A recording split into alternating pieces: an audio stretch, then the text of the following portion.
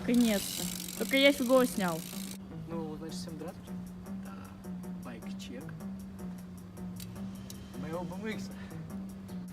Короче, начнем с самого главного. Рама Total Hangover первая. Сидушка Total Killer. Каретка BSD. Шатуны Hangover вторые, тоже Total. Педальки Safari. Крутится хорошо, вообще четкие, не люфтят долго. Вынос Total BMX. Вилка Сосаль вроде, не знаю, что за вилка, вилка Сосаль, короче, какая-то. Руль BSD, Passenger, грипсы Сосаль.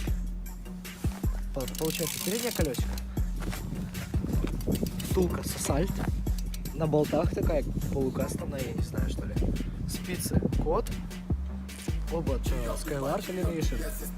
Покрышка КХЕ и камера Maxxis. Заднее колесо собрано на втулке Profile. LCD, Profile, беленькая такая.